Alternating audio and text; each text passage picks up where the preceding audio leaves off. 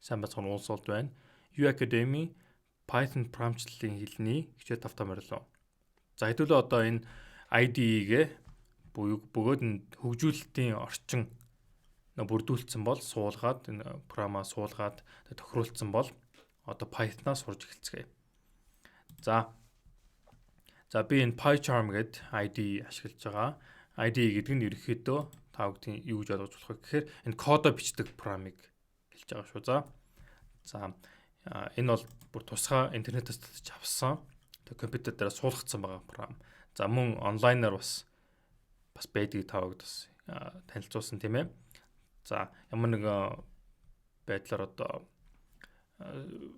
хүчин чадал таны компьютерийн хүчин чадал таарахгүй байна. Эсвэл ямар нэг шалтгаанаар дутаж аваад тусдаа ийм компайлер IDE суулгаж чадахгүй бол интернет дээр онлайнаар ямар нэг компайлер IDE олоод тэгээд хичээлийг үзэж болно шүү. За ерөнхийдөө бол яг л адилхан юм үзэн зүгээр орчин нь өөр байгаа болохоос. За би энэ дээр тэгэхээр та бүхэнд PyCharm суулгасан бол намайг их дураагаад хийж болно те. За үгүй бол нэх саа зовх юм байхгүй. Ерөнхийдөө бол одоо жишээл Word, Excel энэ төр дээр ажиллаж байгаатай яг л адил. Мэдээж одоо файл нэ. За энэ тохиолдолд яг хуу project гэдэг төсөл тусад нь нээчихэж байгаа. За би U-Academy-г нээчихье. За энэ дээр тэгээд ямар одоо суур орчуулагчаар хийх вэ гэхээр Python 3. За хамгийн сүүлийн үеийн хөлбөрийн сонгороо. За одоо бид хэдүүлэнгийн үзэж байгаа энэ хөлбөр бол 3 шүү дээ, Python 3. За тэгээд тэр дотороо тэгээд мэдээж аюул олон хөлбөрүүд байгаа. Тэгээд хамгийн сүүлийн одоо тоог нь сонгороо та бүхэн. Python 3 хэсгэд. За тэгээд create. За энэ бол их удах хэсгүү. За юу ч гэсэн та бүгд PyCharm байна уу эсвэл өөр юм байна уу суулгасан байна уу хамаагүй. Юу ч гэсэн дээр file гэж сонгоод тэгээд мэдээж new file гэж сонгоно. За энэ тохиолдолд би PyCharm дээр за энийг нээсэн ч гэсэн хаасан ч хамаагүй. Энэ U-Academy гэдэг энэ би төсөл нээсэн шүү дээ project. Тэр хулганы баруун товчлуур тэгээ new Python. За энэ дээр ямар ч хамаагүй нэр өгчий, тест гэж өгч. За ингээд тест гараад ирлээ. За ерөнхийдөө бол үндсэн одоо арга ясаа ингээд бүтээчлээ гэсэн үг. Кодоо бичиж эхлэх талбараа нээчлээ. За энэ main-ийг хаачих. Одоо энэ тест дотроо гол юм хийжтэй. За байж бол хамгийн энгийн одоо програмыг хэдүүлээ хийцгээе. За print функц. За энэ бол цаанаасаа өгөгдсөн байгаа функцүүдийн нэг. Айгүй олон төрлийн өгөгдсөн функцүүд байдаг. Бэлэн ашиглахад бэлэн гэсэн үг. За хэдүүлээ тэгээд цаашаа функц энэ төр үзээд эхлэхэд яг функц гэж юу гэд байдгийг хэдүүлээ яг наривчлаг үзэх болно. За функцийг та бүхэнд одоохондоо зүгээр л ашиглахад бэлэн ямарваа нэгэн одоо юм хийхэд те үйл ажиллагаа өрнүүлэхэд нэмэх байна уу эсвэл юм гаргах байна уу эсвэл яадаг чи хуулах байна уу ямар ч хамаагүй одоо байж болох үйл ажиллагаа ажилбар хийхэд зориулагдсан тийм хэрэгсэл гэж ойлгож болно. Үүрэг ролтой тийм одоо хэрэгсэл. За print гэж бичээд тэг хаалт нэ. За таны ашиглаж байгаа IDE дээр энэ бас хаах хаалтнаас гарч иж магадгүй хаах хаалт гэж сонирсогч байна. Юу ч гэсэн нээх болон хаах хаалтууд тийм ээ. За энэ дотор ерөнхий синтакс нь бол энэ print. За ямар зорилготой вэ гэхээр дэлгэцэн дээр энэ хаалтан дотор байгаа юмыг ямар ч юм байд юм байгаа тийм мэдээллийг гаргах зорилготой. Дэлгэцэн дээр ерөнхийдөө бол хэвлэх зорилготой, баггүй принтлэх зорилготой. Жишээлбэл hello world. За ингэж чичээд давхар хашилтын тэмдэг бичиж байгаа шүү. За мэдээж print функцийнхаа хаалтан дотор би бичиж байгаа шүү те. Давхар хашилтын тэмдэг 2 удаа аваад тэгэхээр тэр хоёр тэмдгийн хооронд нь одоо бичвэр мэдээлэл оруулна. Бичвэр мэдээлэл. За энийг юу гэж нэрлэдэг вэ гэхээр string string буюу одоо бичвэр текстийн хэлхээ, тэмдэгтийн хэлхээ гэж ойлгож болно. String гэдэг нь угаасаа хэлхээ гэсэн утгатай л да. Тэгээд ерөнхийдөө цаашдаа энэ нэршлиг би бол нэлээд ашиглах болно. Тэмдэгтний мөр эсвэл бичвэр гэж ойлгож болно. За, энэ ямар төрлийн мэдээлэл вэ гэхээр string төрлийн мэдээлэл. За, ингэ бичсэн бол одоо энэ явуулаад үзье. За, та бүгд энэ дээрээс run гэж сонгоороо. Дээрх дэснээс дэлгэцний дээр байгаа дэснээс run гэж сонгоод тэгээд run main гэсэн байв тэрийг сонгохгүй зүгээр дангаараа run гэдгийг сонгоороо. За, одоо тэгээд run гэдэг нь ерөнхийдөө бол ажилуулах гэсэн үг шүү дээ, тий. За, алийг ажилуулах вэ гэж асууж байна. За, энэ тест гэдгийг ажилуулна. За, тэгээд доор нь үр дүн гараад ирлээ. За, хэрвээ таних бас ингэж hello world гэдэг анхаарал тэмдэгтээ гарч ирсэн бол танд баяр хүргэе. Анхныхаа програмыг ингэ биччихлээ. За, өмнө хизээч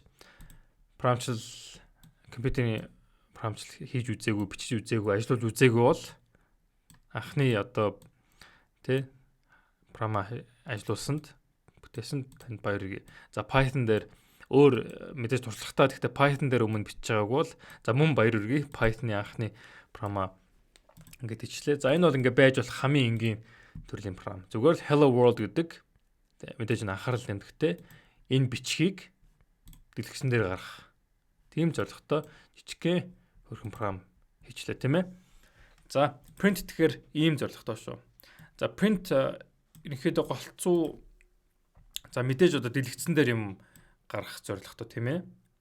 Дэлгэцэн дээр юм гаргах мэдээж одоо хэрэглэгч эсвэл хөгжүүлэгч хинч байд юм байгаа. Тэр таны эцсийн бүтээсэн промптаа чи харилцах хүн мэдээж ямар нэг юм харах хэрэгтэй болно шүү дээ, тэ дэлгэцэн дээр.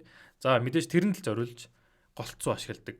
За, тэгвэл бас чухал бас үүрэгтэй энэ print функц. Юу вэ гэхээр debug хийхэд зориулдаг. За, debug гэж ингэж чинь. Debug гэж юу гэсэн үг гэхээр ямарваа нэгэн одоо алдаа эсвэл дутагдaltaй байвал prompt чинь тийм ээ. Prompt чинь бичсэн одоо тоглоом байна уу эсвэл одоо энэ py prompt ямар нэгэн дутагдал алдаатай байвал тэрийг засахад хэрэгжилж болно гэсэн үг. Print-ийг. За, print одоо энэ функцийг. За, тэр үйл явцыг debug буюу debugging гэж нэрлэдэг. За, энэ ягаад debugging гэж нэрлсэн бэ гэхээр энэ нэг анх нэг компьютер нэг юунд лабораторид компьютер байсан юм л да. Тэгээд тэр нь ажиллахгүй эвдэрсэн юу нэг ямар нэг юм болохгүй. Тэгээд ухаалсан. Тэгээд задлаад үтсэн чинь дотор нэг шавж орцсон байсан гэж байгаа байхгүй юу. Шавжнаас болоод тэр бүхэл бүтэн тэр хэрэгслэн тий програм нь ажиллахаа болцсон. Тэгээд түүнээс хойш одоо энэ шавжгүйдүүлэлт гэж хэлэх юм да. Debug гэдэг нь шавжгүй болгох буюу ямар нэгэн одоо ажиллахгүй байгаа ямиг засахыг тэгээ нэрлэлсэн байдаг. Хөөрхөн юмэг түүх байгаа. Debugging гэхээр одоо програма дахин нэг эргэж харж дутагдал ямар нэг алдаа байвал тэрийг эргэж харж засах үйл ажиллагааг debugging гэж хэлдэг. За, тэгээд энэ print функц ягаад энэ debugging үйл явцад хэрэгтэй байх нь вэ? Ягаад гэвэл за ингээд ямар нэгэн програм хийчлээ те код бичээд нэг гой тоглоом ч юм уу эсвэл ямар нэгэн утга бүтүүлэхтэй програм хийчлээ гэж бодъё. За, тэгээд алдаа заагаад байдаг. Нэг л юм нь болдгоо те. За, тэгээд тэр бүхэн чи одоо мэддэхгүй шүү дээ те. Юу болоод байгаа нь энэ програмын дотор те юу болоод байгаа мэддэхгүй. За, тэгээд одоо юу болоод байгааг мэдхийн тулд одоо шат дараалтаа одоо нэг бүрч үүсгэх нь шүү дээ. За, энэ юм болж гин үү эсвэл за энэ юм болж байгаа бол за дараагийнх нь үзье энэ деталь болж гин үгүй юу те. За, тэгээд тэр бүгдийг яг ингээд шалгахын тулд бүгдийг гаргаж ирж байгаа байхгүй юу? Харуулж байгаа өөртөө. Ялангуяа энэ хөгжүүлэгч debugger хүмүүст харуулж байгаа байхгүй юу? За, энд яг болж гин. Тэгсэн чи энд яг болохоо уучлаа. Энд буруу мэдээлэл гаргаж ийн гэдэг бид нэр өөрсдөө одоо хөгжүүлэгч бид нартэй ямар нэгэн газар одоо болохгүй байна гэдэг мэдээллийг бас бидэнд гаргаж өгч байгаа байхгүй print функц. За тэгэхээр ийм одоо чухал төрлийн функц байна. За энэ хичээлдэр хэдүүлээ энэ print функцийг үзлээ. За print бас нэг юм ойлгох хэрэгтэй. Гаралтын хэрэгсэл шүү. За оролт гаралт гэдэг зарчмыг та бүхэн бас ойлгох хэрэгтэй. Оролт гэдэг нь энэ prompt өгж байгаа ямар нэгэн одоо мэдээлэл оруулж байгаа тэр зам сувгийг хэлнэ. Тэр хэрэгсэл төхөөрөмжийг хэлнэ. За жишээлбэл компьютерийн гар байна шүү дээ, тийм ээ. Компьютерийн гар дээр ингээд өсгүүд байдаг, эсвэл тоонууд байдаг, өөр төрлийн тэмдэгтүүд байдаг, тий. За энэ бүхэн оролт. Ягаад гэвэл хэрэглэгч одоо ямар нэгэн төхөөрөмж ашиглаад мэдээлэл оруулж байгаа учраас. За мөн одоо энэ миний хөдөлгөөд байгаа маус байна, тий. Компьютерийн хулгай. Энэ бас ямар нэгэн өөр нэг төрлийн оролтын сувг буюу төхөөрөмж. За өөр одоо юу байна? Микрофон байна, дуу авьяа оруулах зорилготой, тийм ээ. За тэр бол оролт шүү. За харин гаралтын сувг бөгөөд энэ print функц бол нэг төрлийн гаралтын одоо хэрэгсэл гэж ойлгож болно. Гаралт одоо жишээлбэл хамгийн тод жишээ та бүгд юу санагдаж байна? Гаралт гэхээр яг одоо та бүгд энэ хичээлийг юун дээр үзэж байна? Дэлгэцэн дээр үзэж байна шүү, тэ. За дэлгэц бол одоо хамгийн тод жишээ бол дэлгэц байна. Гаралтын нэг тод жишээ.